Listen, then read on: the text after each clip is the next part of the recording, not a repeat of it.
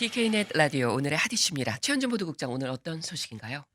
아프가니스탄 카불 국제공항 밖에서 자살 폭탄 테러로 의심되는 대형 폭발이 적어도 2건 이상 발생을 했습니다. 우려가 현실이 됐는데 자세한 상황 살펴보겠습니다. 이어서 그레첸 휘트머 미시간 주지사를 납치하려고 한 혐의로 재판에 넘겨졌던 남성이 징역 6년 3개월을 선고받은 소식. 일본 후쿠시마 원자력 발전소에 저장된 오염수를 지하 터널을 이용해 바다에 방류할 것이라고 도쿄 전력 측이 밝혔는데 이 소식도 함께 전하겠습니다. 네, 첫 소식입니다. 지금 아프간 사태가 상당히 일파만파 커지고 있는데 이 카불 국제공항에서 대형 폭발 사건까지 발생을 했습니다. 그렇습니다. 26일 카불 공항 외곽에서 대형 폭발이 2건 이상 발생을 했다라고 백악관과 국방부가 확인을 했습니다. 미국 관리들은 이 가운데 적어도 한 건은 자살 폭탄 공격으로 보인다라고 밝혔는데 아프가니스탄에서 활동하는 이슬람 수니파 무장 조직 ISK 호라산이 자신들의 소행이다라고 주장을 했습니다. 네, 이 사상자도 발생을 했는데 어느 정도 되나요? 네, 아프가니스탄 카불 공항의 이 테러의 사망자가 100명을 훌쩍 넘어섰습니다. 네. 월스트리트 저널은 26일 오후 카불 공항 출입구와 근처 호텔에서 발생한 테러로 인한 사망자가 최소 미군 13명, 아프간인 90명으로 집계되고 있다라고 보도했습니다. 부상자 수는 이보다 훨씬 많습니다. 예. 미국 국방부는 미군의 사망자 13명 외에도 부상자도 18명에 이른다라고 밝혔습니다. 이 카불 공항에 대한 테러 위협에 대한 경고가 계속 나왔고 있었잖아요. 그렇습니다. 미국과 영국, 호주 정부는 앞서 현지에서 활동 중인 이슬람 수니파 무장 조직 IS의 공격 가능성이 매우 높다면서 자국민들에게 공항 주변에서 즉각 떠나라 이렇게 경고를 했었습니다.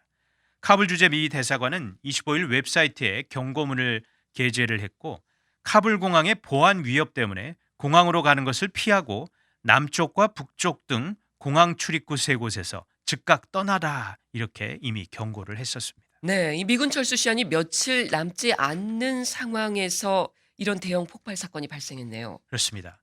애초 바이든 행정부는 이달 말 그러니까 8월 31일까지 미군 철수를 완료하겠다라고 발표를 했는데 탈레반이 아프가니스탄을 워낙 빠르게 장악하고 또 극도의 혼란이 벌어지면서 지금 민간인 이송도 큰 어려움을 겪고 있습니다.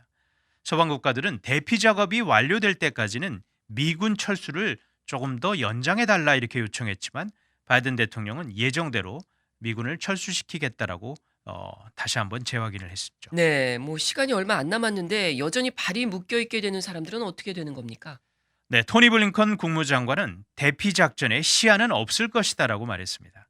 블링컨 장관은 25일 국무부 청사에서 아프간 상황을 설명하면서 8월 31일 이후라도 아프간을 떠나고 싶어하는 미국인과 아프간 주민들에게 마감 시한은 없다면서 그들은 잊혀지지 않을 것이다라고 강조했습니다. 네. 블링컨 장관은 모든 외교적, 정치, 경제적 수단과 지원 도구 등을 이용을 해서 탈레반이 그들을 아프가니스탄에서 내보내도록 압박할 것이다라고 말했습니다. 네, 미군 철수 완료 시한이 지나더라도 발이 묶여 있는 이런 미국인들 대피 시한 없다 이런 얘기인데 아프가니스탄에 있는 미국인이 얼마나 되는 겁니까? 네, 미국인은 일반적인 해외여행 때 정부에 따로 보고하지를 않습니다. 의무가 아닙니다. 그래서 그간 정확한 수는 공개되지가 않았었는데 하지만 이 아프간 대피 작전이 시작된 후 미 대사관에 체류 사실을 알린 미국인이 약 6천 명이었다고 합니다. 네. 국무부는 현재 카불 현지에 남아있는 미국인의 숫자를 약 1,000명으로 보고 있습니다. 이 외에도 미국 대사관 현지 직원 등 특별 이민 자격을 갖춘 아프간 주민들이 대피를 기다리고 있습니다. 예, 아직 아프간에 머물고 있는 이들은 어떻게 되는 겁니까? 블링컨 장관은 정부가 다양한 채널을 통해 이들과 접촉을 시도하고 있다고 밝혔습니다. 하지만 일부는 연락이 두절이 됐고 또 본인 주장과 달리 미국 시민권자가 아닐 수도 있거나 가족과 함께 남는 것을 선택하는 경우도 배제할 수가 없습니다. 예. 자, 이 자살 폭탄 테러로 추정되잖아요. IS 네, 테러. 미국 정부 어떻게 반응하고 있습니까? 미군도 지금 상당한 사망자가 나왔는데. 그렇습니다. 바이든 대통령은 어제 카불 공항 이 연쇄 폭탄 테러 발생 뒤에 백악관에서 대국민 연설을 했습니다. 그래서 이번 테러를 일으킨 이슬람 국가 호라산 ISK에 대해 군사적 보복을 천명했습니다. 네. 그는 이번 공격을 저지른 이들 끝까지 추적해 대가를 치르게 할 것이다. 절대 용서하지 않겠다라고 말했습니다. 예. 바이든 대통령은 또 군 당국에는 이 ISK의 자산과 지도부, 그 시설을 공격하기 위한 계획 바로 수립하라라고 지시를 했습니다. 바이든 대통령은 우리가 선택한 시기와 장소에서 무력과 정확성으로 대응할 것이다라고 얘기했습니다. 이 얘기는 ISK 근거지를 겨냥한 정밀한 공습을 염두에 둔 것으로 보입니다. 예. 바이든 대통령은 또 8월 31일 대피 및 철군을 종료하는 일정표에는 변함이 없다라는 뜻을 재확인했습니다. 우리는 이 임무를 완수할 것이라면서 테러리스트들에 의해 제지되지는 않을 것이다라고 말했습니다. 예. 자, 앞서 이 탈레반이 이렇게 카불을 재탈환을 이토록 빨리 할 줄 예상을 못해서 또 이 미군 철수라든지 여러 가지 이 혼돈이 생기면서 사실 바이든 대통령이 비판을 많이 직면했잖아요. 그렇습니다. 그런데 또 대규모 미군 사상자까지 어제 발생을 했어요. 이 바이든 대통령의 리더십과 신뢰도에 큰 타격을 입게 된 것 같네요. 분명히 악재죠. 아프간 정부의 지금 말씀하신 대로 워낙 빠른 붕괴를 예상하지 못한 이 판단 착오에 대해서 대규모 사상자까지 나오면서 바이든 대통령 더욱 궁지에 몰리게 됐습니다. 바이든 대통령은 책임을 시인하면서도 아프간 철군 당위성을 또 어제 재차 옹호를 했습니다. 탈레반과 평화협정을 맺은 도널드 트럼프 전 대통령에게 일부 책임을 돌리다가도 최근 일어난 모든 일은 전적으로 나에게 책임이 있다라고 얘기를 했습니다. 네. 자, 어찌됐든 바이든 대통령으로서는 임기 초 가장 폭발력이 있는 위기에 직면을 했고 이 위기는 노련하고 단호한 글로벌 리더 이미지와 신뢰도를 심각하게 위협하고 있는 것은 현실인 것 같습니다. 네, 잘 들었습니다. 다음 소식 보겠습니다. 이 미시간 주지사 납치를 공모했던 남성이 징역형을 받았습니다. 그렇습니다. 그레첸 위트머 미시간 주지사 납치를 공모한 혐의로 기소가 됐던 타이 가빈이 징역 6년 3개월을 선고받았습니다. 가빈은 지난해 10월 관련 사건으로 연방법원에 기소된 6명 가운데 한 명인데요. 공모자들 가운데 처음으로 형이 확정된 가빈만 유일하게 유죄를 인정을 했습니다. 네, 이 미시간 주지사 납치 공모 사건, 당시 미국을 아주 떠들썩하게 했던 사건이었죠. 맞습니다. 민주당 소속인 휘트머 주지사는 작년 가을에 코로나 봉쇄 정책을 풀라는 당시 도널드 트럼프 대통령 요구에 아주 강력하게 맞서면서 코로나 방역 조처를 유지를 했습니다. 그러자 여기에 항의하는 극우 집단에서 총기로 무장을 하고 주정부 청사 주변에서 시위를 벌였고 또 일부는 위트머 주지사를 납치를 해 반역죄 재판을 벌이려는 계획을 세웠다라는 사실이 수사 결과에서 밝혀졌습니다. 그래서 지난해 10월 8일 연방검찰과 FBI가 주지사 납치를 공모한 6명을 기소한다라고 밝혔었습니다. 네, 다행스럽게도 실행에는 옮기지 못했어요. 공모에 그친 거죠. 네, 맞습니다. 이들은 수개월 동안 이 위트머 주지사를 감시를 하며 군사훈련까지 한 것으로 알려졌는데 아, 80만 볼트의 전기 충격기를 구입한 한편 또 폭발물을 구입할 예정이었던 것으로 조사 결과 드러났습니다. 그렇군요. 자, 그런데 어떻게 가빈에게 징역 6년 3개월이 선고된 겁니까? 네, 원래 연방 검찰은 징역 9년을 구형했었습니다. 하지만 연방법원 로버트 존 코 판사가 가빈이 수사에 적극 협조를 했고 또 감옥에서 풀려났을 때 교화 가능성이 매우 높아 보인다면서 감형 이유를 밝혔습니다. 가빈의 변호사들 역시 가빈이 관련 수사로 모든 정황이 드러나기 전부터 이미 유죄를 인정했다라고 강조를 했습니다. 네, 이 가빈이 법정에서 뭐라고 말했나요? 위트머 주지사와 또 주지사의 가족에게 사과의 뜻을 전했습니다. 가빈이 25살 백인 청년이고 항공 정비사로 일을 했습니다.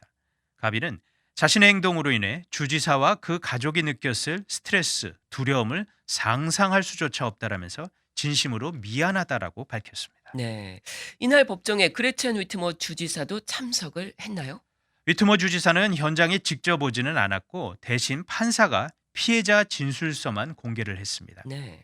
지난 6월에 작성된 진술서에서 위트머 주지사는 아직도 위협은 계속된다라면서 자기 삶이 이전과 결코 같을 수는 없다라고 심경을 토로를 했습니다. 하지만 자신에 대한 공모와 위협이 얼마나 충격적이든 상관없이 의료 전문가들의 조언에 따라 최대한 많은 생명을 구하고자 하는 자신의 모든 노력을 막을 수는 없을 것이다라고 강조했습니다. 네, 잘 들었습니다. 한 가지 소식 더 보겠습니다. 일본 후쿠시마 원자력 발전소에 있는 오염수에 대한 구체적인 방류 계획이 나왔네요. 네, 후쿠시마 원전을 운영하는 도쿄 전력 측이 최근 발표를 했는데요. 지하 터널을 통해 오염수를 방류하기로 했습니다. 네. 지난 2011년에 발생한 이 대지진과 쓰나미로 후쿠시마 원전 내의 몇몇 원자로가 폭발을 하면서 지금까지도 오염수가 나오고 있습니다. 예. 결국 지하의 터널을 파서 오염수를 방류하기로 한 거네요. 그렇습니다. 원전과 맞닿은 해저면에서 12m 깊이로 터널을 판다고 합니다. 터널은 콘크리트로 만드는데 터널에 파이프를 넣고 이 파이프를 통해서 오염수를 내보낼 예정이라고 합니다. 자, 그런데 여기서 해저면 아래로 터널까지 파는 이유는 그냥 해저에 파이프를 깔면 지진과 같은 자연재해가 또 났을 때 오염수가 누출될 가능성이 있어서 안전하게 터널을 파는 것이다라고 도쿄전력은 밝혔습니다. 네, 이 터널 길이는 얼마나 되는 겁니까? 발전소에서 터널을 1km 깊이로 팔 예정이라고 합니다. 지하 터널은 원전 5호기 근처 해안에서 파기 시작을 해서 하는데 이제 원전 5호기는 지난 2011년에 발생했던 대지진 당시에는 피해를 보지 않았습니다. 이 발전소에서 1km 떨어진 바다에 오염수를 방류하겠다. 이거는 뭐 그동안 제기된 반발을 의식한 조처로 봐야 하는 겁니까? 그렇습니다. 인근 지역 어민들은 발전소 바로 앞에 오염수를 배출을 한다면 지역 어업에 나쁜 영향을 준다면서 강하게 반발을 했었습니다. 그래서 발전소에서 조금 더 떨어진 바다에 오염수를 방류하겠다는 것을 밝힌 겁니다. 네. 일본 정부가 오염수를 바다에 방류하겠다는 결정은 올해 내려진 거죠? 네, 일본 정부는 안전 규정에 따라 오는 2024년 봄부터 오염수를 바다에 방류할 것이다라고 지난 4월에 이미 결정을 한 바가 있습니다. 네. 이에 인근 주민들과 또 인접 국가인 중국과 한국이 아주 강하게 반발을 했고요. 예, 이런 반발에도 불구하고 일본 정부 당시 어쩔 수 없다 이런 태도 보였었죠. 그렇죠. 2011년부터 지금까지 약 1000여 개에 달하는 지상 탱크에 오염수를 저장을 했습니다. 네. 하지만 내년 말이 되면은 더는 오염수를 이 지상에 저장할 수 없게 된다면서 오염수를 바다에 방류할 수밖에 없다라고 일본 정부가 밝혀왔습니다. 그런데 이 오염수가 원전에서 나온 방사능 물질을 포함하고 있잖아요. 그렇죠. 설마 이걸 그냥 방류하겠다는 겁니까? 도쿄 전력 측은 방류할 오염수를 바닷물에 희석을 해서 오염물질 수치를 허용 기준 아래로 낮춘 뒤에 방류를 할 것이다라고 얘기를 했습니다. 도쿄 전력 측은 이 국제 원자력 기구 IAEA와 협력을 해서 방류할 오염수의 방사능 수치 매일 점검할 계획이다라고 밝혔지만 사실 이게 제대로 될지는 의문이고 지금까지 뭐 일본 정부가 이런 약속을 해 왔었지만 제대로 안 지켜진 게 많았거든요. 그러다 보니까 이런 계획에 대해 인접 국가인 중국과 한국은 심각한 우려를 또 강한 유감을 나타냈지만 글쎄요. 이게 내년에 이제 그 오염수를 그대로 방류하게 되면 아무래도 한국 바다 쪽으로 다시 틀려 들어올 가능성도 배제할 수 없기 때문에 이 부분은 한국 정부 입장에서도 상당히 좀 민감하게 좀 어떻게 될지 계속해서 좀 환기를 시키고 어떤 국가적으로도 좀 힘을 써야지 계속 이대로 뒀다가 그대로 방치하게 되면은 피해가 고스란히 올 수밖에 없기 때문에 국제적으로도 상당히 민감한 사안인 것 같습니다. 네, 잘 들었습니다. 지금까지 오늘의 핫 이슈였습니다.